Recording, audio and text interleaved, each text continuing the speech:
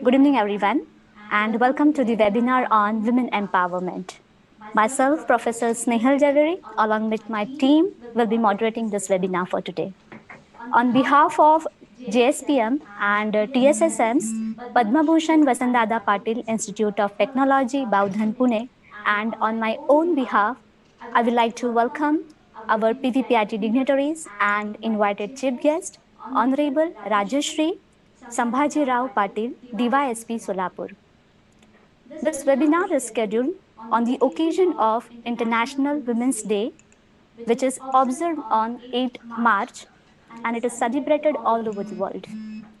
So we celebrate this day to express our respect, love, and appreciation towards the most powerful women gender.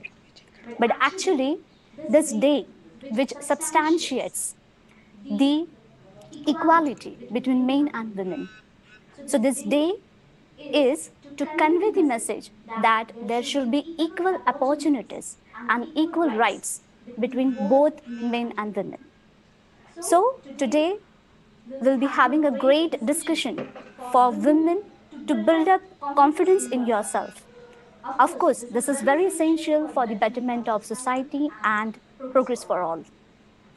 So we are very fortunate to have with us our TSSM's Secretary, Honorable Professor Giriraj Sawant sir, our PVPIT Director, Dr.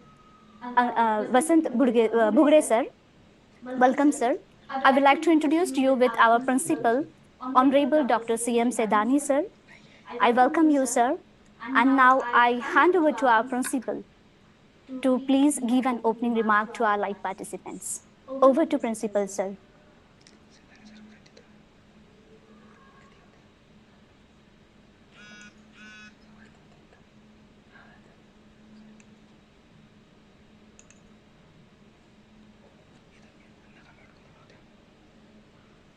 Auspicious day of this Women's International Day. I personally feel this is the part where basically everyone want to cherish, we want to celebrate, because in day common day practice or in everyday part, we cannot imagine the life without the woman. Support the essential part, whether it could be a professional friend, whether it could be a personal friend, everywhere. I personally feel the contribution of women is more than very unique, and it is important in the life.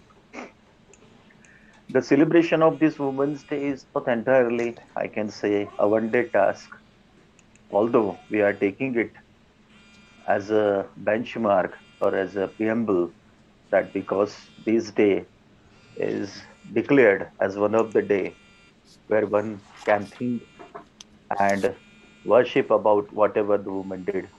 But I personally feel that every day, whatever the contributions that every woman is making, that is itself is very much important.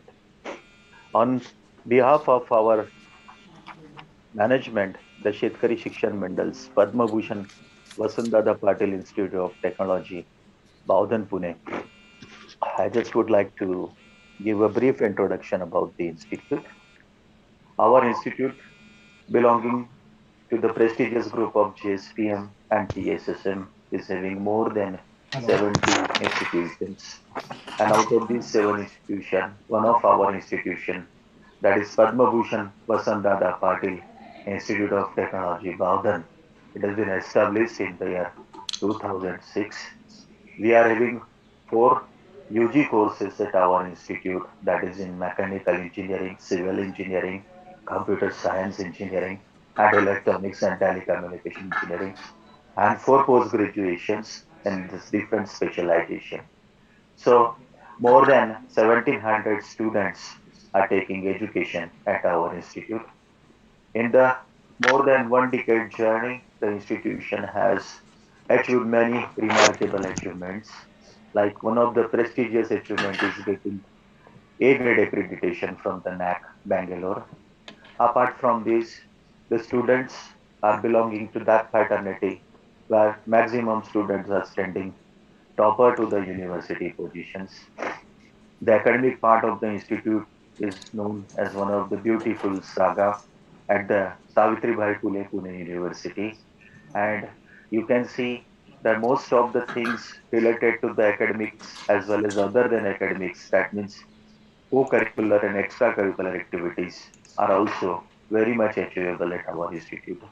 The students are having a good participation and exposure to different fronts like the symposium, workshop, webinars, seminars. So maximum creativity and innovation is giving lot of places at our institute. Under the dynamic leadership of our Honorable President, Dr. Tanaji Rao Sawant sir, our Secretary, Professor Giriraj Sawant sir, and the campus director, Dr. Vasant Bugde sir, all the heads of the departments, and all the faculty members, we are taking utmost care to make maximum potential that student can take from our institute. Here, I cannot just would like to say that our boy students are only ahead, even our girl students are ahead. And I can personally would like to say, okay, you can pick every toppers list of every year, you can find the lady candidate or woman candidate. She is the topper in the most of the part. Related to the research and development, related to the patents and related to everything, we personally feel that our institute is leading ahead, marching ahead with the excellence. On this auspicious day, the guest, Honorable Sir, you had accepted our invitation and deliberately going to deliver something as a message to our students as well as to our community for giving their that part so that they can success in their life with this particular message. I am thankful from on behalf of the principal, management, and all the faculty members of our institute. And without taking too much time, I am thankful to the organizer and thank you, sir, for your gracious presence on this occasion. Thank you. Thank you very much. Okay, thank you, sir. Now I take this privilege to introduce our today's chief guest, Honorable Ms. Rajeshri Sambhajirao Patil. She is a DYSP Solapur, and she has completed her engineering in ENTC, Electronics and Telecommunication from Pune University. I welcome you, ma'am, and I request you to please grace this webinar. Over to ma'am.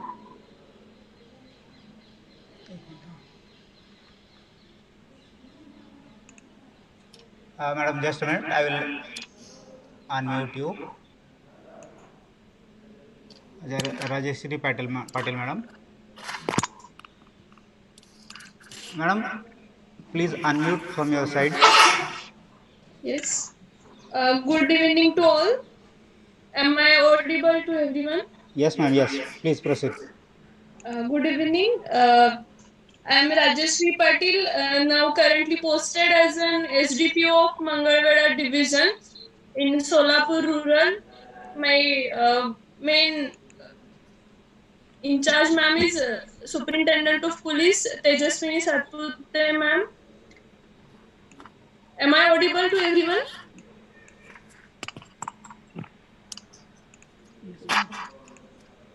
Yes, ma'am. Please proceed. You are audible. I will conduct my discussion with you all in Marathi. Is it comfortable for everyone? Yes, ma'am, please be comfortable. You can use any language. Language doesn't matter. Please proceed. नमस्ते. अगदी short notice वरती मला ह्या programme बद्दल कोकणे सरांकडून माहिती मिळाली की असा प्रोग्राम आपण घेणार आहोत वेबिनार आणि त्याचा विषय असा आहे की थोडं मोटिवेशनल हवं आहे आणि प्लस जे काही इंजिनिअरिंगचे स्टुडंट्स आहेत आपल्या कॉलेजचे त्यांना मोटिवेशनल प्लस काही महिलांविषयीचे गुणे असतील किंवा एक मुलगा मुली यांचा कंडक्ट कसा पाहिजे या बाबतीतला वेबिनार आयोजित केलेला आहे असं मला कोकणे सरांनी सांगितलं. तर अगदी शॉर्ट नोटीस वरती मी ह्याच्यामध्ये जॉईन झालेली आहे. आणि अनुभव फार नाही कामाचा. ही माझी पहिलीच पोस्टिंग आहे. 2 दिवसापूर्वी मी सॅटर्डेला चार्ज घेतला आहे मंगळवेढा डिव्हिजनचा उपविभागीय पोलीस अधिकारी म्हणून, आणि खूप लवकर मला वेबिनार मध्ये बोलायला प्लॅटफॉर्म मिळालेला आहे. त्याबद्दल सगळ्यांचे आभारी आहे.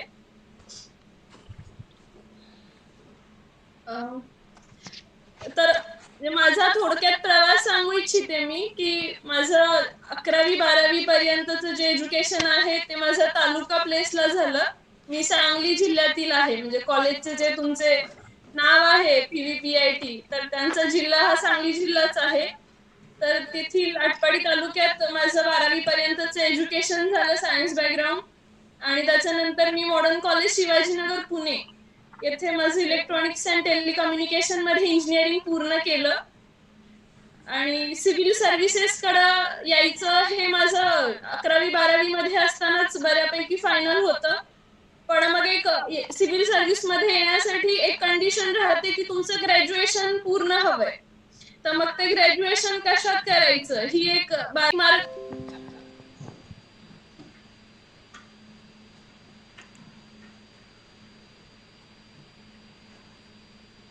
बेसिक आमचं एक वर्षभराचं एक्झाम ओरिएंटेड लेक्चर्स राहतात.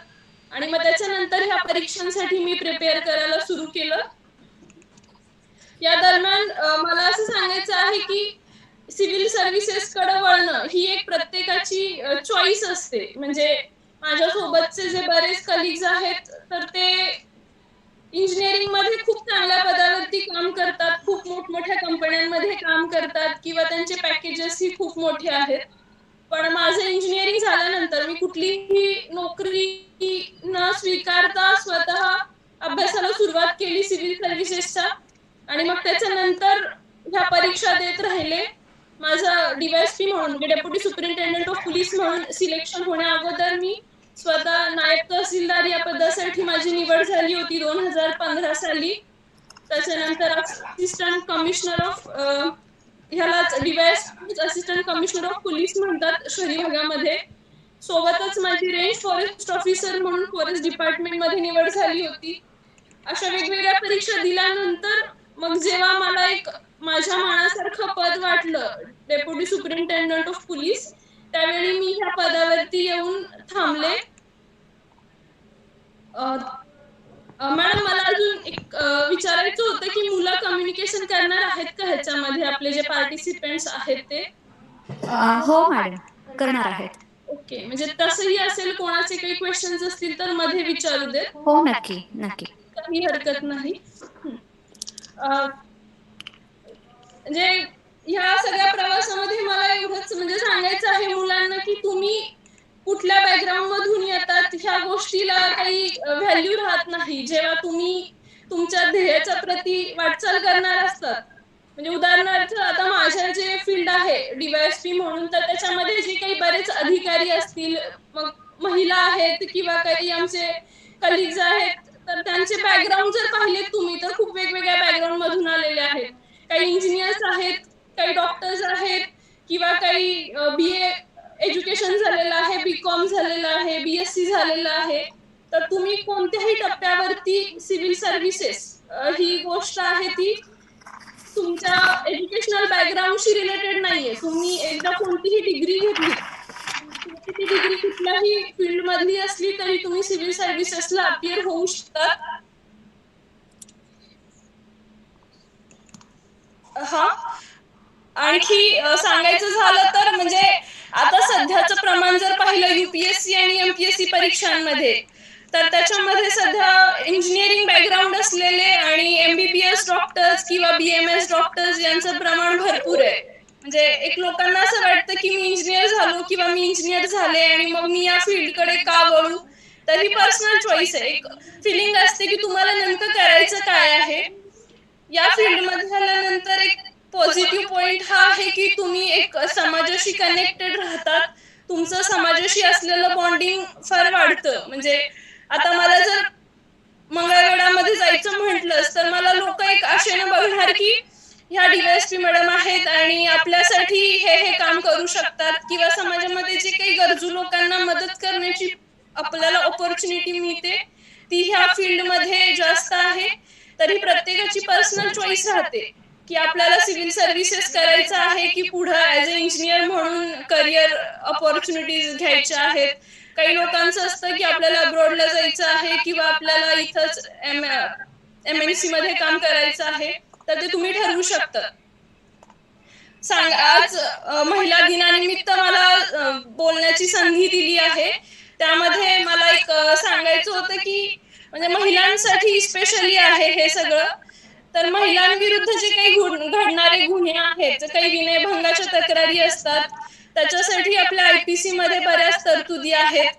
त्याच्यानंतर जे काही बरेच बलात्काराचे गुन्हे घडतात किंवा एक मानसिक छळ केला जातो महिलांचा घरामध्ये वगैरे, ह्या बाबतीत सुद्धा आपल्या IPC मध्ये शिक्षा दिलेल्या आहेत, गुन्हे दाखल केले जातात. तर ह्या बाबतीतला अवेअरनेस अजून महिलांमध्ये आलेला नाहीये.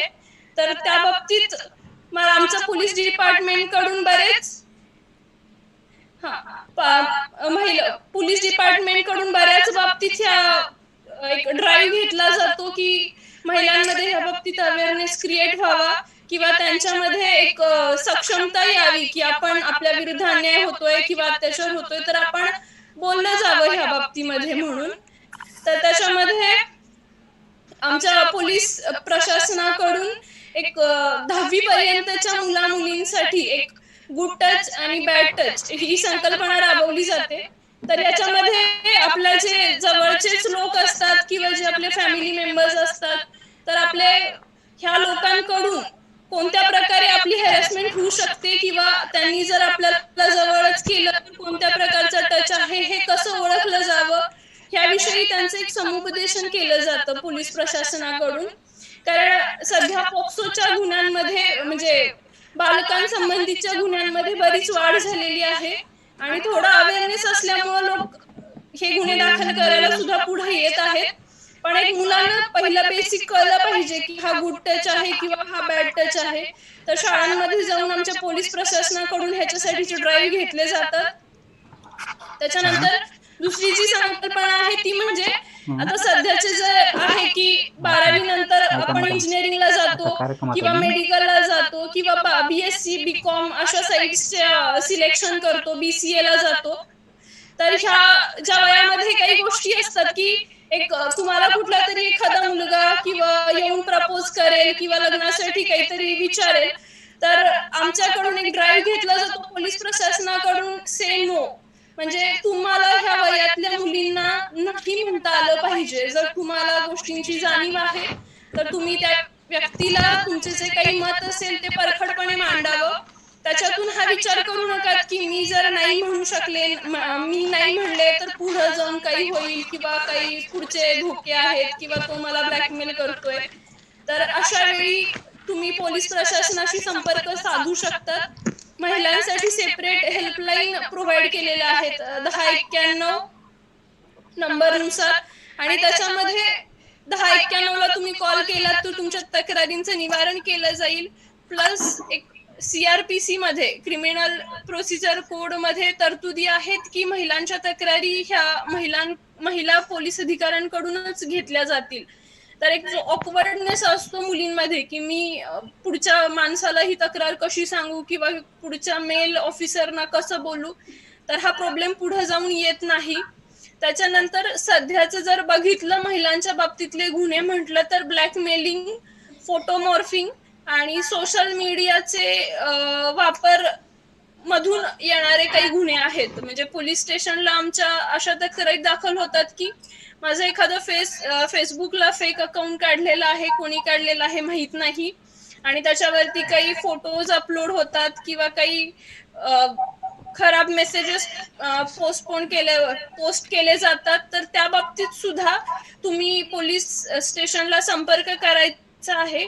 पोलीस स्टेशनला सायबर सेल म्हणून स्वतंत्र कक्ष काम करतो. तर तुम्ही त्या कक्षामध्ये येऊन तक्रार दिली, तुमचं काही जे म्हणणं आहे ते रीतसर मांडलं तर त्या तक्रारींचा निपटारा केला जातो. म्हणजे ह्या सगळ्यातून मला हे सांगायचं आहे की सध्या जे काही महिलांविरुद्धचे गुन्हे आहेत त्याच्यामध्ये अवेअरनेस गरजेचा आहे, आणि अवेअरनेस हाच आहे की तुम्ही थोड्या गोष्टींसाठी सुद्धा पोलीस स्टेशनला येऊन तुमची तक्रार देऊ शकतात, जेणेकरून ह्याच्यातून पुढे मोठे गुन्हे घडणार नाहीत याची काळजी पोलिसांकडून घेतली जाईल. किंवा आजकाल जे आहे की एक सेल्फीचं थोडं वेड आहे सगळ्यांना आणि फोटोज अपलोड करणं किंवा एक सोशल मीडियावरती पोस्ट करणं, लोकेशन्स आपले टाकत राहणं, शेअर करत राहणं, हे सगळं चुकीचं आहे असं पोलीस प्रशासनाचं म्हणणं नाहीये किंवा माझं म्हणणं नाहीये. पण ह्याच्यातून सुद्धा पुढे जे काही गुन्हे घडतात ते थांबवण्यासाठी सुद्धा थोडं सोशल मीडियावरती स्वतःची पर्सनल लाईफ इतकी पोस्ट करणं कितपत योग्य आहे, जिथं आपल्या हातात काही गोष्टी नसतात आणि मग पोलिसांकडून ह्या गोष्टीचा नंतर तपास केला जातो. पण जी सुरुवात होते त्यामुळं आपलं एक मानसिक खच्चीकरण होत राहतं. तर ह्या बाबतीत मला असं वाटतं की थोडं फोटोज शेअर करणं किंवा स्वतःची पर्सनल लाईफ कंटिन्यू फेसबुकला किंवा इंस्टाग्रामला पोस्ट करत राहणं, ह्याच्यातून काही लोकांचं नुकसान होतं, ह्या बाबतीत परत गुन्हे दाखल केले जातात. तर ह्या गोष्टींची काळजी तुम्ही घेतली पाहिजेत. दुसरं म्हणजे ज्याच्या काही म्हणजे महिलांसाठीचे स्वतंत्र कायदे केलेले आहेत. डोमेस्टिक व्हायलन्स ऍक्ट असेल, पीटा ऍक्ट आहे किंवा कामाच्या ठिकाणी लैंगिक छळवणुकीबद्दलचं पण आपल्याकडे कायदे झालेले आहेत. तुम्ही सगळे इंजिनियर झाल्यानंतर काही ठिकाणी काही लोक कंपन्यांमध्ये जॉब करतील आणि तुम्हाला जे काही एक पुढच्या व्यक्तीचं बिहेवियर आहे त्याच्यातून कळून जाईल की तुमचा छळ होतोय किंवा तुम्हाला ती व्यक्ती त्रास देतीये. तर ह्या बाबतीत मुलींनी या कायद्याचा जास्त करून वापर केला पाहिजे. विशाखा समिती असते प्रत्येक कंपन्यांमध्ये किंवा जिल्ह्याला, तर तुम्ही तिकडे तक्रार केली पाहिजे जर तुम्हाला असा त्रास होत असेल तर. त्याच्यानंतर काही समुपदेशन केंद्र आहेत पोलिसांकडून चालवली जातात. त्याच्यामध्ये तुमचं जर काही तुम्हाला त्रास असेल, काही फॅमिली प्रॉब्लेम्स असतील, तर अशा वेळी तुम्ही पोलीस स्टेशनला येऊन अप्रोच केलं तर तुम्हाला समुपदेशन केंद्रामध्ये चांगल्या प्रकारे समुपदेशन दिलं जातं. याच्यामध्ये तुम्हाला विधी सहाय्यक सुद्धा मदत करू शकतात. आणि पोलिसांच्या बाबतीत एक कंपल्शन आहे की महिलांबाबतीतली कुठलीही तक्रार असेल तर ती नोंदवून घेणं हे आमच्यावरती बंधनकारक आहे. त्याचा पुढे तपास केल्यानंतर सत्य असत्य हे पडताळणं आमचं काम राहतं. पण पहिली जी तक्रार येईल ती नोंदवून घेणं हे आमच्यावर कायद्याने बंधनकारक आहे. त्याच्यामुळं महिलांनी या बाबतीत विचार न करता जर आपल्याला त्रास होत आहे जेन्युनली आणि आपल्याला जाणवत आहे तर समुपदेशन केंद्रात येणं, महिला हेल्पलाईन नंबर आहे 1091 ह्याच्यावरती कॉल करणं, हे गोष्टींचा वापर केला पाहिजे. त्याच्यासोबतच एक मला म्हणजे ह्या वयात दोघांनाही सांगायचं आहे, मुलांना पण आणि मुलींना पण, की म्हणजे आपण ज्या वयामध्ये वावरतो मुलं आणि मुली, ते वय एक आपल्या हार्मोनल चेंजेस होणारं वय आहे आणि ह्याच्यामध्येच आपल्या आयुष्याची जडणघडण होत राहते. म्हणजे तुम्ही खूप मोठे व्हाल ह्याच वयात आणि बिघडलात तर ह्याच वयात. तर एक आपल्या दोघांवरती आहे, आपल्यावरती, की आपण पुढे जाऊन कितपत ह्याच्यामध्ये सक्सेसफुल व्हायचं. म्हणजे आपले जे काही संस्कार असतात, आपल्या आई वडिलांचे संस्कार आहेत, त्या गोष्टींना आपण थोडे डोक्यात ठेवून अभ्यास करणं किंवा पुढे जाऊन सक्सेसफुल होणं गरजेचं आहे.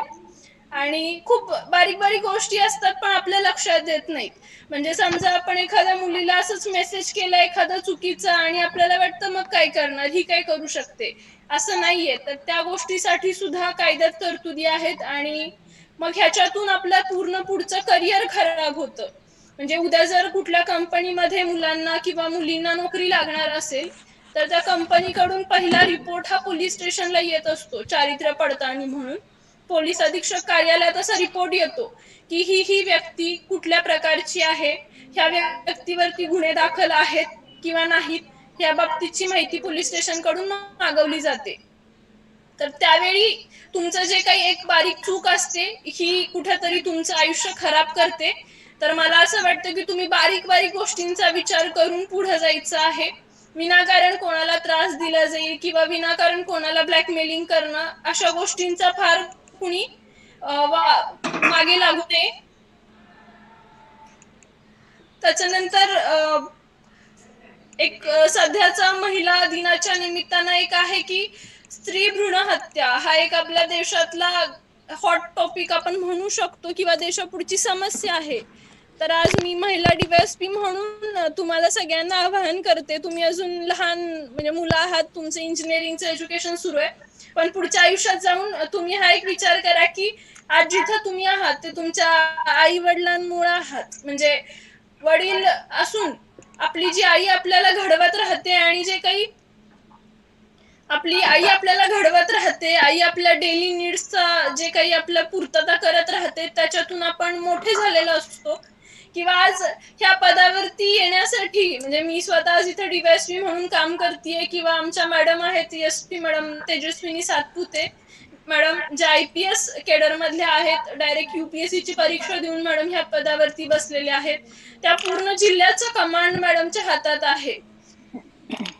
तर मग ह्या गोष्टींचा जर विचार केला तर मुलगा मुलगी असा काही भेदभाव न मानता एक जेंडर इक्वॅलिटी ठेवून आयुष्यात पुढे जायचा प्रयत्न करा, हे आमच्या पोलीस प्रशासनाकडून मी तुम्हाला सगळ्यांना आवाहन करते.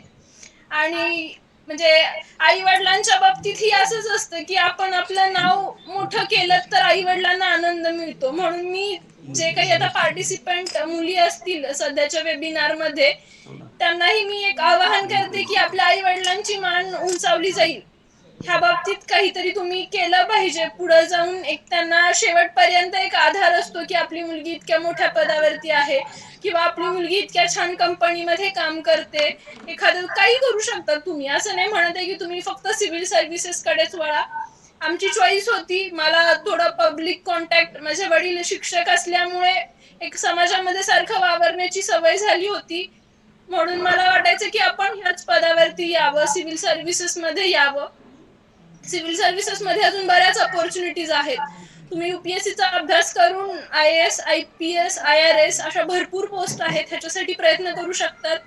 त्याचबरोबर तुम्ही MPSC च्या परीक्षांमधून डेप्युटी कलेक्टर, महसूल प्रशासनाची सगळ्यात मोठी पोस्ट आहे, पोलीस प्रशासनाची DYSP म्हणून मोठी पोस्ट आहे, त्यासोबतच तहसीलदार आहे, भरपूर पोस्ट आहेत ज्याच्यामध्ये तुम्ही तुमचं करिअर डेव्हलपमेंट करू शकतात. चॉईस तुमची आहे की तुम्हाला सिव्हिल सर्व्हिसेस कडे वळायचं आहे की तुम्हाला तुमच्या इंजिनिअरिंग बॅकग्राऊंड वरतीच पुढे जायचं आहे. पण ज्याही पदावरती जाल तिथं 100% प्रयत्न करा. म्हणजे मी इलेक्ट्रॉनिक्स अँड टेलिकम्युनिकेशन इंजिनियर झाले, पण माझा एक असं ठरलेलं होतं की आपल्याला डिग्री घ्यायची आहे. म्हणजे मी कधी जॉब करायचा ह्या हेतूने कधी अभ्यास म्हणजे जॉब करायच्या हेतूने कधी मी इंजिनिअरिंग केलं नाही. आपण एक डिग्री घेत आहोत, आपल्याला चांगल्या मार्कांनी डिग्री घ्यायची आहे, ह्या दृष्टिकोनातून मी आज इंजिनिअरिंग कम्प्लीट केलं. आणि पुढे मी सिव्हिल सर्व्हिसेसला लगेच क्लासेसला जॉईन झाले. तर तुमच्याकडे अजून ऑप्शन्स आहेत की तुम्हाला इंजिनियर म्हणून जॉब करायचं असेल तर तुम्ही गेटच्या परीक्षा देऊ शकतात, किंवा ज्या काही आहेत त्या पुढे परीक्षा देऊन कंटिन्यू करू शकतात. पण सिव्हिल सर्व्हिसेस मध्ये जर यायचं असेल तर पहिली म्हणजे एक स्वतःला वाटलेली फिलिंग पाहिजे, किंवा कोणीतरी जबरदस्ती करतंय म्हणून तुम्ही ह्या फील्ड मध्ये आलात तर मग कितपत पुढे कंटिन्यू करू शकाल ह्याची खात्री नाहीये. आणि बिझी जॉब आहे, दोन्ही आहे. म्हणजे आता आमचं जे पोलीस प्रशासन आहे त्याच्यामध्ये आमच्याकडं असतं की 24 hours we all are on duty. तर मग एकला जरी फोन आला तरी आमचे SP मॅडम असतील किंवा मी असेल किंवा अजून कोणी PSI मॅडम असतील, प्रत्येकाला हे स्पॉट वरती हजर राहणं कंपल्सरी असतं. अशा वेळी जर आम्ही दिरंगाई केली तर आमच्या विरुद्ध सुद्धा शिस्तभंगाची कारवाई होते. तर मग हे आहे की तुम्हाला बिझी जॉब करायचा आहे की रुटीन अभ्यास करायचा आहे आणि रुटीन जॉब करायचा आहे. म्हणजे तुम्ही तुमचे ऑफिस टाइम 10 ते 8, 10 ते 6 असंही करू शकता, किंवा 24 hours म्हटलं तर मग सिव्हिल सर्व्हिसेस मध्ये भरपूर ऑपॉर्च्युनिटीज आहेत. आणि जितकं तुम्ही बिझी राहतात तितकं तुम्हाला आनंद पण आहे. म्हणजे आता आम्ही एवढं बिझी राहू पण आम्हाला कधी रिग्रेट नाही वाटत की आम्ही हे फील्ड निवडलं आहे किंवा इतका वेळ ड्युटी आहे. तर ते it's a part of training की तुम्ही इतके पुढे घडत राहतात आणि तुम्ही त्या सगळ्या अँबियन्सला मॅच होत राहतात. त्याच्यानंतर बाकी जे सायबर क्राईमचे एक प्रमाण वाढलेलं आहे, तर त्या बाबतीत पण मी तुम्हाला सांगेन सगळ्यांना की तुमचे जे काही गुगल अकाउंट्स असतात किंवा काही ठिकाणी तुम्ही तुमचे ATM number, pin number save करून ठेवतात, त्याच्यातून सुद्धा पुढे सायबर रिलेटेड क्राईम्स होऊन त्याचे गुन्हे दाखल झालेले आहेत पोलीस स्टेशनला. तर त्या बाबतीत तुम्ही थोडं अलर्ट राहिलं पाहिजे. यंग जनरेशन आहे, म्हणजे फोनचा तुमचाही वापर असतोच, पण तो तुमचा अशी अपेक्षा आहे. आणखी मला वाटते मला काही मेसेजेस आलेले आहेत ह्याच्यामध्ये की एक मिनिट चॅट्स मध्ये. पहिला क्वेश्चन आहे, as a responsible citizens, how can we contribute towards women empowerment or women security? From Prajakta Chavan, Pankaj Chavan, B electronics and telecommunication यांच्याकडून हा मेसेज आलेला आहे. तर मला एवढं सांगू वाटतं तुम्हाला पंकज की रिस्पॉन्सिबल सिटिझन्स ह्याची काही अशी सेपरेट डेफिनेशन दिलेली नाहीये कुठे, पण आपल्याला जे काही एक घरातून चांगले संस्कार झालेले असतात त्या संस्कारांचा आदर ठेवा आणि विमेन कडे बघण्याचा जो दृष्टिकोन आहे तो आपण आपल्या आई किंवा आपली जी काही बहीण असेल ह्या बाबतीत जो बाळगतो, किंवा एक आहे की विमेन ह्या तुमच्या इक्वल असतात. म्हणजे विमेन एम्पॉवरमेंट ह्याचं म्हणणं असं नाहीये की women will dominate, women will be equally considered, एवढाच त्या विमेन एम्पॉवरमेंटचा म्हणणं आहे. तर ॲज अ रिस्पॉन्सिबल सिटिझन्स तुम्ही जिथं कुठे असाल तिथं विमेनला ॲज अ विमेन किंवा ॲज अ पर्सन कन्सिडर करून तेवढीच त्यांची डिग्निटी ठेवावी. आणि जे काही आपल्या फंडामेंटल ड्युटीज आहेत, आपल्या कॉन्स्टिट्यूशननं फंडामेंटल ड्युटीज दिलेल्या आहेत की त्यांच्या डिग्निटीला कुठेही धोका पोहोचला नाही पाहिजे. जेव्हा कधी विमेन कुठल्या संकटात तुम्हाला वाटतील त्यावेळी तुम्ही त्यांना कुठलाही विचार न करता त्यांना मदत केली पाहिजे. ह्या बाबतीत तुमचं जर स्वतःला कमिटेड राहिलात तर तुम्ही रिस्पॉन्सिबल सिटिझन म्हणून विमेन एम्पॉवरमेंट मध्ये कॉन्ट्रीब्यूट करत आहात, असं माझं वैयक्तिक मत आहे. त्याच्यानंतर हॅलो मॅम. हॅलो. हां मॅडम, क्वेश्चन असा आहे की स्टुडंट्सचं म्हणणं असं आहे की बरेचसे स्टुडंट्स प्रिपरेशन करतात UPSC साठी, त्यातले बरेचसे सिलेक्ट होत नाहीत किंवा त्यांना टाइम लागतो सिलेक्शन होण्यासाठी. तर तुमची प्रिपरेशन स्ट्रॅटेजी काय आहे सिलेक्शन प्रोसेससाठी, तर ते तुम्ही जस्ट शेअर करा. बरं. हा, म्हणजे मी 2013ला इंजिनिअरिंग पास आउट झाले होते आणि 2014च्या जूनमध्ये मी क्लासेसची सुरुवात केली होती. मी स्वतः UPSCचेच क्लासेस केले होते, पण माझं DYSP म्हणून सिलेक्शन झाल्यानंतर माझी अशी चॉईस होती की मला कंटिन्यू करायचं होतं DYSP म्हणून, तर मी UPSCचा अभ्यास नंतर मध्येच सोडून दिला होता. ह्या सगळ्या प्रिपरेशन मध्ये मला असं वाटतं की पहिली गोष्ट म्हणजे तुम्हाला कुणीतरी एक गाईड हवा असतो अभ्यास करण्यासाठी, तर तो गाईड शोधा. म्हणजे मग तो गाईड हा एखादा क्लास असू शकतो किंवा तुमचा एखादा ओळखीतला अधिकारी मित्र असू शकतो किंवा ऑनलाईन व्हिडिओज असतात मोठे अधिकाऱ्यांचे जे पास झालेले आहेत UPSC एक्झाम्स. तर अशा गाईडना फॉलो करून तुम्हाला सूट होणारी एखादी स्ट्रॅटेजी बनवा. म्हणजे एकतर असं आहे की क्लासेस जॉईन करण्याचा एक फायदा असा असतो की तुम्हाला एक कोणीतरी गाईड करणारा कंटिन्यू उपलब्ध होतो. काही वेळा असं होतं की तुम्ही मित्राला विचारलं तो एकदा गाईड करेल, दोनदा गाईड करेल, पण असं कंटिन्यू तुम्हाला जर गायडन्स करणारा कोणी मिळाला तर ते बेटर राहतं. दुसरं म्हणजे क्लास हे प्रत्येकाला सूट होतात असं नाहीये. म्हणजे काही लोकांची सेल्फ स्टडीची स्ट्रॅटेजी असते आणि आजकाल बरीच मुलं ही सेल्फ स्टडी करून पुढं त्याच्यामध्ये बिल्टअप करून बरेच IAS IPS झालेले आहेत. म्हणजे फक्त क्लास हा काही पर्याय आहे असं नाही म्हणत आहे मी, पण काही लोकांना जर वाटत असेल किंवा काही लोकांचं एकदमच बॅकग्राऊंड असं असतं की इंजिनियर आहे, आता पुढं काय करायचं माहित नाही, तर त्याच्यासाठी आपण एक चॉईस म्हणून क्लास लावू शकतो. आता सध्या तरी ऑनलाईन कोरोना लॉकडाऊन पासून बरेच ऑनलाईन क्लासेस अवेलेबल आहेत. काही लोकांकडे फायनान्शियल प्रॉब्लेम्स असतील तर त्यांनी क्लास जॉईन करू नये असं मला वाटतं मनापासून. तुम्ही एखादा छान तुमच्या ओळखीतला एखादा अधिकारी मित्र मैत्रीण निवडून त्यांच्याकडून कंटिन्यू गायडन्स घेत राहा किंवा एखाद्या क्लासच्या ओनरना भेटून त्यांना फायनान्शियल प्रॉब्लेम्स बद्दल कल्पना देऊन त्यांच्याकडून तुम्ही गायडन्स घेत राहू शकता.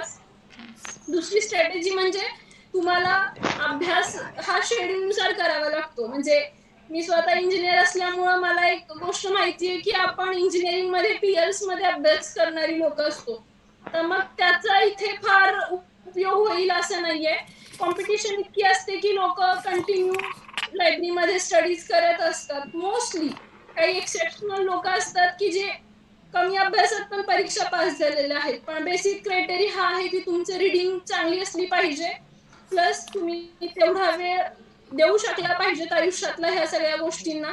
तर एक युपीएससीचा अभ्यास करताना सुरुवात हीच आहे की तुमचं रिडिंग टाइम, रिडिंग स्पीड आणि रिडिंग एन्व्हायरमेंट तिन्ही गोष्टी महत्वाच्या आहेत. तुम्ही एखादी चांगल्या अभ्यासिकाला जात असाल, त्या अभ्यासिकेला जाऊन बसा. आवाज येतो मॅडम माझा? Yes ma'am. Next question is ma'am, intelligence agency बद्दल स्टुडंट्सला माहिती हवी आहे. जॉईन कसं करू शकतो इंटेलिजन्स ब्युरो और इंटेलिजन्स एजन्सी?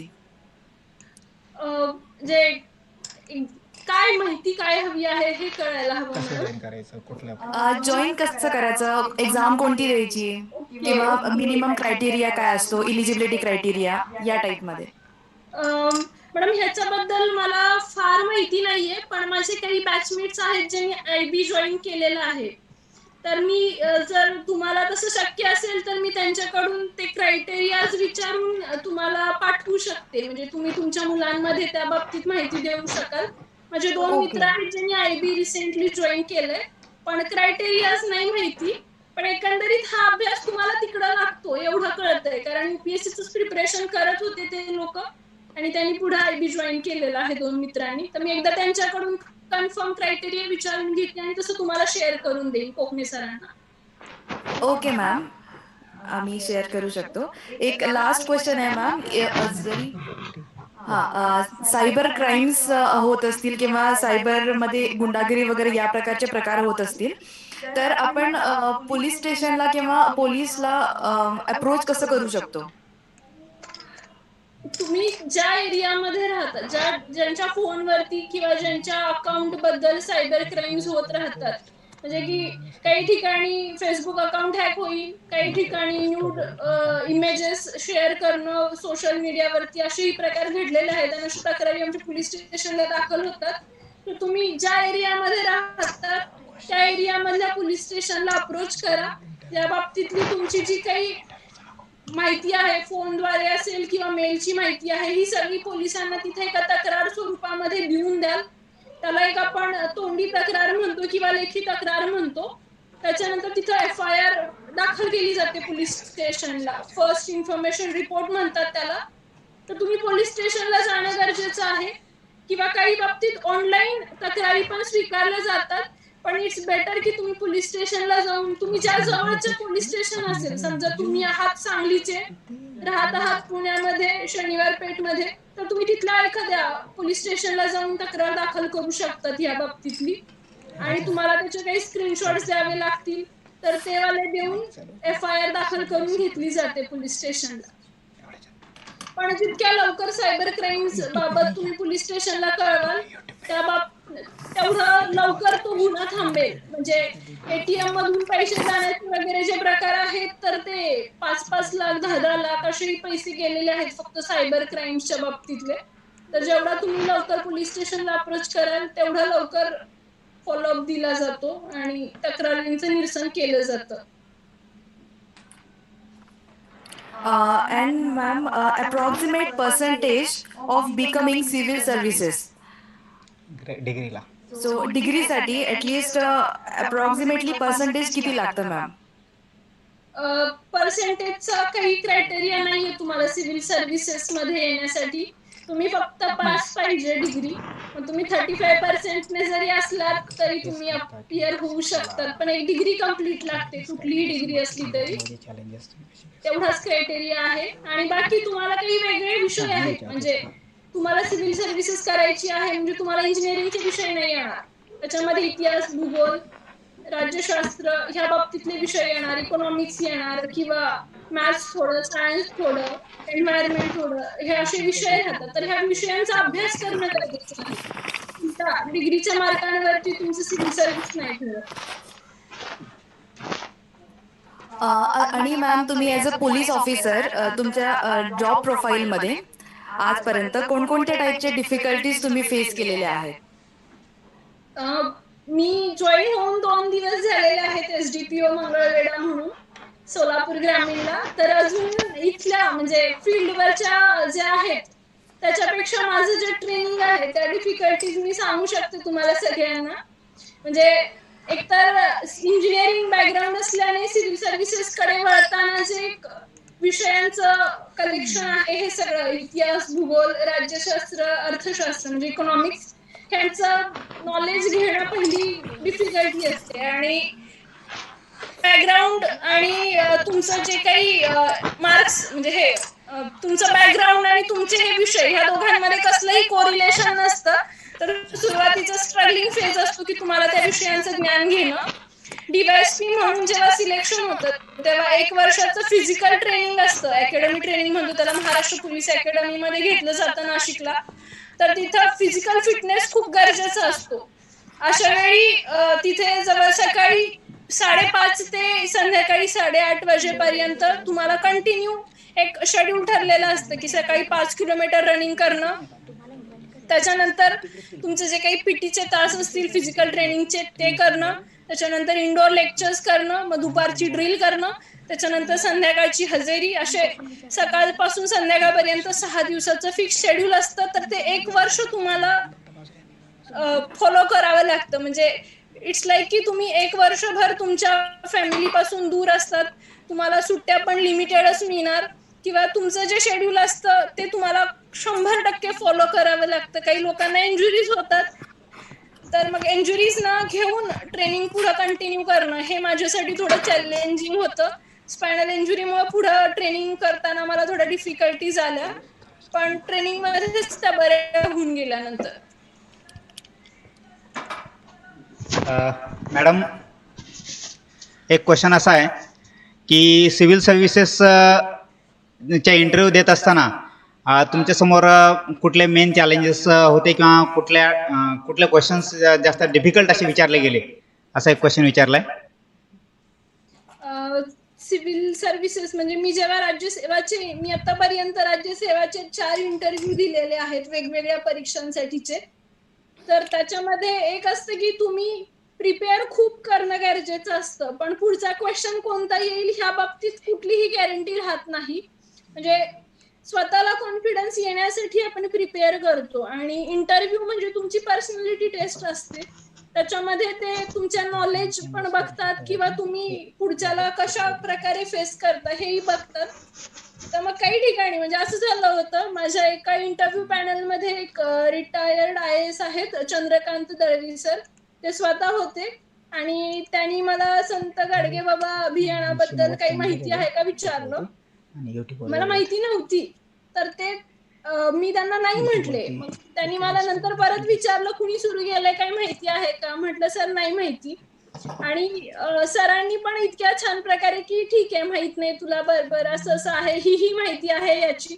आणि मग नंतर बाहेर गेल्यानंतर जेव्हा मी चर्चा केली तेव्हा मला कळलं की प्रश्न विचारणाऱ्या सरांनीच हे सुरू केलेलं होतं आणि सरांनी तो प्रश्न मला विचारला होता.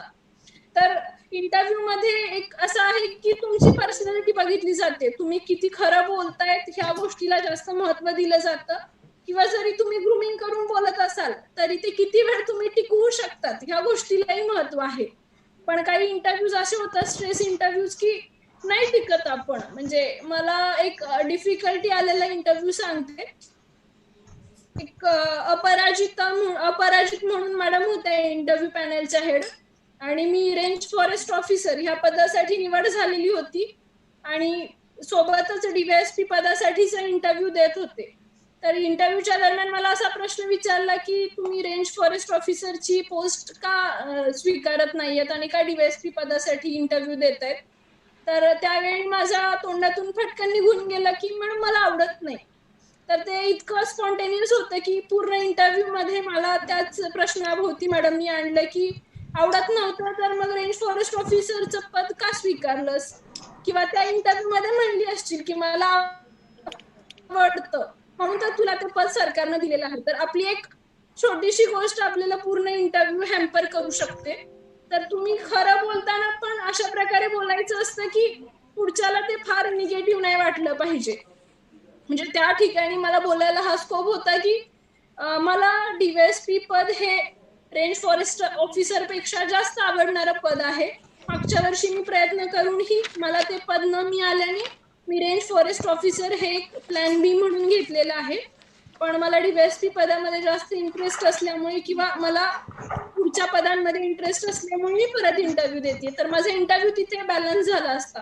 पण माझ्या एका फक्त वाक्यामुळे की मला रेंज फॉरेस्ट ऑफिसर हे पद फार आवडत नाही, त्या एका वाक्यामुळे माझा शेवटपर्यंत इंटरव्ह्यू हा स्ट्रेस इंटरव्ह्यू झाला. स्ट्रेस इंटरव्ह्यू म्हणजे तुम्ही जे काही बोलाल तिथे मग क्रॉस क्वेश्चन केला जातो किंवा नाही तुम्ही मग खोटं बोलतायत का, मग मी बघू का, मग मी CCTV फुटेज मागू का तुमच्या त्या इंटरव्ह्यूचं वगैरे, असे ग्रिल करणारे क्वेश्चन्स विचारले जातात. तर स्वतःला जितकं खरं पोस्ट करता येईल तितकं खरं पोस्ट करावं आणि जे काही निगेटिव्ह पॉइंट्स असतात स्वतःमधले ते पॉझिटिव्ह प्रकारे पुढे मांडावेत. म्हणजे तुमची पर्सनॅलिटी तुम्हाला कशी वाटते असा जर प्रश्न विचारला तर मग आपण सांगू शकतो की काही सिच्युएशन्स मध्ये मला थोडं टेन्शन येतं मॉब हँडल करताना, अशा प्रकारे उत्तर द्यायचे असतात की मला भीती वाटते वगैरे असं नाही, तर काही सिच्युएशन्स मध्ये थोडीशी भीती वाटते असं मी सांगू शकते. तर एक टोन डाऊन करणं असतं कुठल्याही उत्तरांचा, त्या प्रकारे आपण इंटरव्ह्यू देऊ शकतो आणि जे काही आहे स्वतःला खरं पोस्ट करावं. म्हणजे फार इंटरव्ह्यू जर स्ट्रिक्ट होत असेल तर फार वेळ आपण होल्ड नाही करू शकत जर आपण स्वतःला खरं दाखवत नसू. आणि इट्स अ पर्सनॅलिटी टेस्ट. म्हणजे खूप असे इंटरव्ह्यू आहेत काही लोकांचे की 6-7 प्रश्न, नो सर मला माहित नाही सर, सॉरी सर मी ह्याची माहिती घेतो, मी ह्याची माहिती घेते, अशा प्रकारे उत्तरं देऊन पण इंटरव्ह्यू पॅनलनी खूप चांगल्या प्रकारे मार्क्स दिलेले आहेत. तर ते तिथं तुमचा प्रामाणिकपणा बघतात किंवा तुम्ही त्या सिच्युएशनला हो यस नो म्हणू शकतात हे बघितलं जातं. Thank you madam. आणखीन एक क्वेश्चन असा आहे की मॅडम ग्रामीण भागामधून ह्या सगळ्या म्हणजे शैक्षणिक डेव्हलपमेंट करत असताना आपण एक संपूर्ण समाजासमोर असेल किंवा या विद्यार्थ्यांसमोर असेल एक मोठा आदर्श घालून दिलेला आहे. आणि सध्याच आपण वातावरण बघितलं तर मुलींना आता आता आता कुठेतरी थोडंसं शिकवायला लागलेत. त्या मनात तुमची ही जी काही घोडदौड आहे आणि तुमचं जे काही यश आहे हे नक्कीच वाखाणण्यासारखं आहे. पण मॅडम हे सगळं करत असताना एक आजची जी तरुण पिढी आहे त्यामध्ये तुम्ही यांना एक काय मेसेज द्याल की म्हणजे मुलगा असेल किंवा मुलगी असेल, तुम्ही तुमच्या भाषणामध्ये सगळं कव्हर केलंच आहे, पण एक मेसेज असा कुठला द्याल की सध्या आपण कुठल्या चुकीच्या गोष्टी करतोय की ज्या गोष्टी आपण एनर्जी म्हणून वापरल्या तर आपल्या देशासाठी आपल्याला कुठेतरी हातभार लावता येईल देशाच्या प्रगतीसाठी? म्हणजे आज मी मेन म्हणजे ग्रामीण भागातल्या मुलांना सांगू इच्छिते की आपण ग्रामीण भागातले आहोत म्हणून कमीपणा न बाळगता परिस्थितीला सामोरं गेलं पाहिजे. मी स्वतः एक 5,000 लोकसंख्या असलेल्या खेडेगावातली मुलगी होते. पुण्यात गेल्यानंतर पहिल्यांदा आयुष्यात पुणे असं काहीतरी बघितलं होतं आणि त्यावेळी अशी सिच्युएशन होते की स्वतःच्या म्हणजे ड्रेसिंग सेन्स मध्ये बदल करावा तर ते कम्फर्टेबल वाटणार नाही आणि तसंच राहावं तर मग लोकांमध्ये इन्फेरिटी कॉम्प्लेक्स आपल्याला यायला लागतो वावरताना, अशा गोष्टी घडत होत्या. तर ह्या सगळ्या गोष्टींना जर तुम्ही ओव्हरलुक करू शकलात तर त्या गोष्टींना ओव्हरलुक करावं. स्वतःचं आयुष्य हे आपल्या नोकरी, आपलं एज्युकेशन आणि आपल्या घरची जी काही आर्थिक परिस्थिती आहे ह्या 3 गोष्टींसोबत जोडावं. म्हणजे आता तुम्ही सगळे पुण्यात अभ्यास करणारी मुलं आहात, पुण्यात इंजिनिअरिंग करत आहात, तर मी एक बेसिक गोष्ट मला असं वाटतं की मी तुम्हाला सांगितली पाहिजे. मित्रमैत्रिणी रोज डॉमिनोजला जातात म्हणून आपण 300-400 रुपयाचा पिझ्झा खायला जावं आणि जर आपल्या घरी आई वडील शेती करत असतील तर मला नाही ही गोष्ट पटत. म्हणजे तुम्हाला तुमच्या जर घरची परिस्थितीची जाणीव असेल तर तुम्ही त्या प्रकारे वागलं पाहिजे. आणि परिस्थिती चांगली आहे, एखाद्याला वाटतं मला खायचं आहे, जायचं आहे, तर त्याला पैसे खर्च करायला काही प्रॉब्लेम नाही. पण शिक्षणाचा खर्च जितका असतो की आपण आपल्या घरच्यांना किती कमी बर्डन देता येईल हा विचार करावा. आणि आई वडिलांना म्हणजे डोळ्यासमोर ठेवून जर तुम्ही तुमच्या ह्याची वाटचाल करत राहिलात तर मला नाही वाटत कुठं तुम्ही चुकाल म्हणून.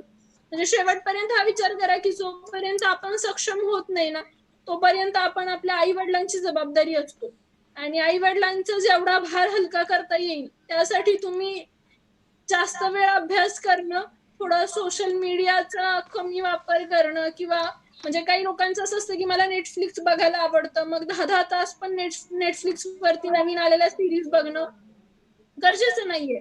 तुम्ही सध्या तुमच्या एज्युकेशनच्या फेजमध्ये आहात, तर तुम्ही तुमचं एज्युकेशन कम्प्लीट करणं गरजेचं आहे. आणि त्यासोबतच एक आहे की सगळेच इंजिनियर होतात, पण प्रत्येक जण हा काही 10 आणि 15 लाखाची पॅकेजेस घेत नाही. ते पॅकेजेस घेण्यासाठी तुम्हाला तितकं नॉलेज पण गरजेचं आहे. म्हणजे डिग्री म्हणजे काही तुमचं पेमेंट नाहीये, आणि पेमेंट जर हवा असेल तर तुम्हाला नॉलेज घ्यावं लागेल. म्हणजे कंपन्या जे इतके पगार देतात, कोटीचे पॅकेजेस देतात, ते काही उगीच देत नाही, तुमचं एज्युकेशनल नॉलेज बघतात. तर त्या 4 वर्षांमध्ये स्वतःचं एक एज्युकेशनल नॉलेज बिल्डअप करा. जो काही वेळ आहे तो अभ्यासासाठी वापरावा आणि सोशल मीडियापासून थोडंसं अलिप्त राहावं एज्युकेशनल फेजेस मध्ये. म्हणजे आज पण इतके सगळे अधिकारी आहेत किंवा आम्ही सगळे फ्रेंड्स असतो, पण सोशल मीडियावरती फार कमी लोक ऍक्टिव्ह असतात. म्हणजे आतापर्यंत आमच्या डिपार्टमेंटमध्ये काम करणारे खूप मोठी मोठी लोक होऊन गेली, पण काही कोणाला माहित नाहीयेत, कारण ते कधी सोशल मीडियावरती ऍक्टिव्ह राहिलेले नाहीयेत. म्हणजे तुम्हाला जर मोठंच व्हायचंय तर फक्त सोशल मीडिया ही गोष्ट काही महत्वाची नाहीये असं आम्हाला सगळ्यांना वाटतं. आणि त्याच्यासोबतच एक आहे की थोडं स्वतःला म्हणजे एक आत्मपरीक्षण केलं पाहिजे प्रत्येकानं, की मला काही करायचं आहे पुढे जाऊन, किंवा माझं काही टार्गेट आहे. त्याच्याकडे जर तुम्ही प्रत्येक वेळी बघत राहिलात तर तुमचं काम पटकन होईल. म्हणजे मला माहित होतं की मला इंजिनिअरिंग करून मला सिव्हिल सर्व्हिसेस करायचंच आहे, तर पहिल्या वर्षातच मी प्रिलिम्स पास झाले, पहिल्याच वर्षात मी इंटरव्ह्यूला जाऊन आले. तर अशा गोष्टी आहेत. तुम्ही एकदा तुमच्या ध्येयाच्या प्रती जर फिक्स असाल तर तुमचं नाही एज्युकेशनल बॅकग्राऊंड तुम्हाला मागं पडतं, नाही तुमचं फॅमिली बॅकग्राऊंड मागं पडतं. अगदी विडी वळणाऱ्यांचे मुलं सुद्धा उपजिल्हाधिकारी झालेले आहेत आणि महाराष्ट्रात पहिल्या दुसऱ्या रँकला सुद्धा आलेले आहेत. आमचे एक बॅचमेट आहेत, त्यांचं अगदी शेडनेटचं घर आहे, म्हणजे घराला भिंती सुद्धा शेडनेटच्या असून सुद्धा ते महाराष्ट्रात डेप्युटी कलेक्टर म्हणून तिसऱ्या रँकला आलेले आहेत.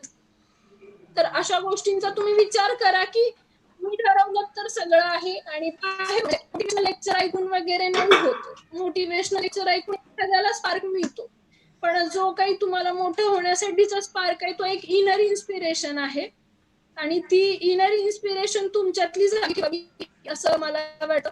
आणि परिस्थितीनुसार वागावं, स्वतःची काळजी घ्यावी, घरच्यांना त्या गोष्टींचा त्रास नाही व्हावा. तुम्ही पुण्यात राहतात, आई वडिलांपासून लांब राहतात, तर घरच्यांना थोडं वाटत असतं की माझी मुलगी लांब आहे, माझा मुलगा लांब आहे. थोडं जे काही आता वाढलेलं आहे, म्हणजे ह्याचं सायबर क्राईमचं प्रमाण आहे किंवा काही डिस्ट्रॅक्शन पण आहे, काही मुलं म्हणजे हाय स्टँडर्ड मुलांच्या नादाला लागून ड्रग ऍडिक्शनचं पण प्रमाण काही ठिकाणी आहे पुण्यामध्येही. तर अशा ह्याच्यापासून लांब राहा. आपले मित्र असे निवडा की जे आपल्याला पुढे घेऊन जातील, नाही की आपल्याला आपलं जे काही बॅकग्राऊंड आहे त्याच्यापासून दूर घेऊन जातील. Thank you so much ma'am.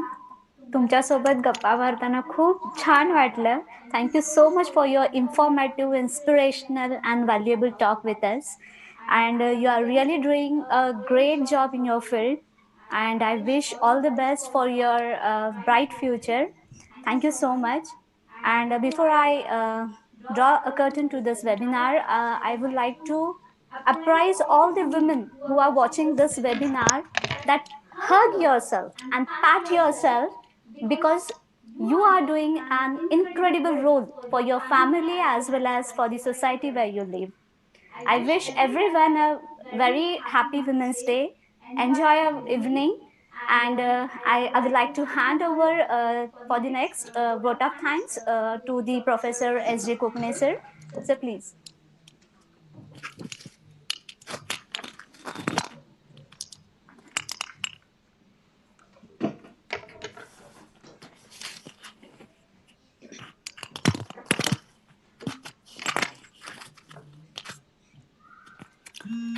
सर्वप्रथम सर्वांना महिला दिनाच्या हार्दिक शुभेच्छा. महिला दिन हा फक्त आपण कार्यक्रम घेण्यापुरता नसावा, जे आपण कार्यक्रम घेतोय त्यामधून आपण काय शिकतोय, काय आउटपुट आपल्याला मिळतंय, ते जास्त महत्वाचं आहे. आणि आपण अशा थोर विचारांचे, थोर माणसांचे इन्स्पिरेशनल लेक्चर्स असतील किंवा आणखी कुठल्याही ऍक्टिव्हिटी असतील, म्हणजे आज हा महिला दिन आहे, उद्या आणखी वेगवेगळे म्हणजे डेज असतात, तर ह्यामधून आपण काय गोष्टी शिकतो आणि काय अंगीकारतो हे जास्त महत्वाचं आहे असं मला वाटतं. तर मॅडमनी फार महत्वाच्या मुद्द्यांना अगदी व्यवस्थितपणे आपल्याला त्यांच्या भाषेत म्हणण्यापेक्षा आपल्या भाषेत येऊन सांगितलेलं आहे. कारण आपण आपली सगळ्यांची लाडकी भाषा मराठमोळी मातृभाषा, तर ज्या भावना आहेत ना त्या मराठीमध्ये बोलल्याशिवाय पोहोचतच नाहीत सगळ्यांपर्यंत किंवा त्या व्यवस्थितपणे जाणवत नाहीत. त्यामुळे आपण मुद्दाम मराठीमध्ये बोलण्यासाठी मॅडमला आग्रह केला आणि मॅडमने अतिशय कमी वेळामध्ये आपल्याला कन्सेंट दिला आणि लगेच कार्यक्रमासाठी तयार झाल्या. त्यांनी आपल्याला ज्या काही म्हणजे मुलं असतील किंवा मुली असतील, मुलांनीही आणि मुलींनीही काय काळजी घ्यावी, काय करावं, काय करू नये, तर ह्या संदर्भामध्ये आपण अत्यंत काटेकोरपणे या गोष्टी पाळणं गरजेचं आहे. कुठल्या गोष्टीसाठी आपण हो म्हणावं, कुठल्या गोष्टीसाठी नाही म्हणावं हे आपण ठरवलं पाहिजे. तर मॅडमने हे सांगितलेलं आहे, टाइम टू टाइम आपण त्या गोष्टी फॉलो करूयात. आणि बऱ्याच वेळा आपण बघतो पेपरमध्ये वगैरे की आपण कुठेतरी चाललोय आणि जाताना सेल्फी टाकतो किंवा स्टेटस टाकतो सोशल मीडियावरती, मी इकडे इकडे चाललोय, घरी येऊन चोरी करून जातात. हे ठीक आहे, चोरी पुरतं झालं, पण आपण तिकडे चाललोय, कुठे कसं चाललोय हे माहिती असतं. सोशल मीडियावरती तुम्हाला फॉलो करणारे कित्येक लोक असतात ह्याची तुम्हाला माहिती नसते. पण मॅडमने ह्या गोष्टीवरती फोकस केलेला आहे की ह्या गोष्टीमध्ये बऱ्याच वेळा क्राईम होऊ शकतात, तर आपण उगीच हे आमंत्रण देतोय असं होतं. त्यामुळं आपलं इनर इन्स्पिरेशन आपल्याला मोठ्या मोठ्या गोष्टी करण्यासाठी कामाला येईल.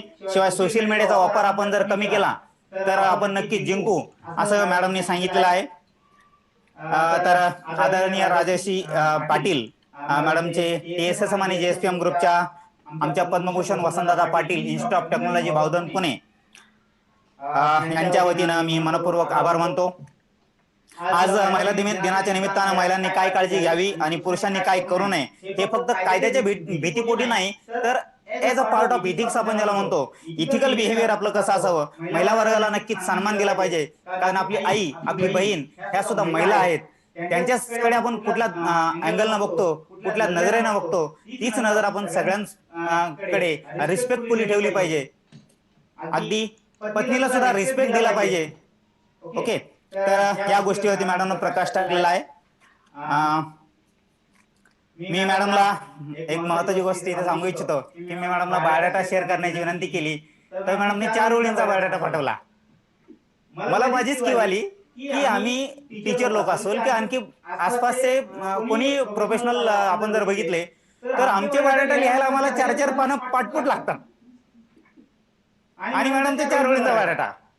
मग मी विचार केला की आपल्या 4 पानांच्या बायोडाटामध्ये असं काय असतं आणि मॅडमच्या 4 ओळींच्या बायोडाटामध्ये किती मोठ्या गोष्टी आहेत. तर नक्कीच मॅडमचे अचिव्हमेंट फार मोठे आहेत. मॅडम जरी आता नुकत्याच 2 दिवसापूर्वी जॉईन झाल्या असतील तरी हे यश मिळवणं, हे सक्सेस मिळवणं ही छोटी गोष्ट नाहीये. त्यासाठी काय करावं लागतं हे विद्यार्थ्यांना तुम्हाला ह्या स्टेजला गेल्यानंतर कळेल. जेव्हा तुम्ही या कॉम्पिटिटिव्ह एक्झाम्स मध्ये जाताय तेव्हा कळेल. जेव्हा मी मॅडमचा बायोडाटा मिळाला नाही म्हणून थोडासा गुगलवरती बघण्याचा प्रयत्न केला, तर मला असं कळलं की नुसता बायोडाटा वाचून दाखवायलाच मला तासभर लागेल. त्यामुळे कदाचित मॅडमने बायोडाटा असा शॉर्टमध्ये दिला असावा. ओके, तर मी या प्लॅटफॉर्मवरती आमच्या संस्थेचे अध्यक्ष माननीय आमदार श्री तानाजीराव सावंत सर, संस्थेचे सचिव आदरणीय Shri Giriraj Sawant sir, campus director doctor Vasant Bugade sir, महाविद्यालयाचे प्राचार्य डॉक्टर CM सेदानी सर यांनी मला हा कार्यक्रम आयोजित करण्याची संधी दिली, त्याबद्दल धन्यवाद. सर्व विभाग प्रमुख, कार्यक्रमाच्या सहसंयोजक रितिका आसाटे मॅडम, माझे सर्व सहकारी, टीचिंग आणि नॉन टीचिंग स्टाफ सर्वांचे मनापासून धन्यवाद. या वेबिनारसाठी बॅकबोन असलेली संपूर्ण टीम, अँकर्स पासून ते अगदी हार्ट डिजिटल सिस्टीम सांभाळण्यापर्यंत प्राध्यापक पंकज वगराळकर सर, स्नेहल देवरी मॅडम, प्राध्यापक धीरज राणे सर या सर्वांचे विशेष आभार. तर एवढं बोलून मी हा सेशन संपला. असं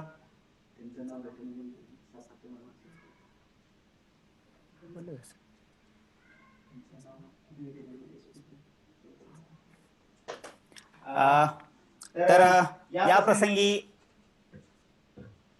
मी हा कार्यक्रम संपला असं जाहीर करतो आणि असंच आपण पुन्हा भेटूया पुन्हा कधीतरी. Okay, thank you. पाटील मॅडम पुन्हा एकदा धन्यवाद.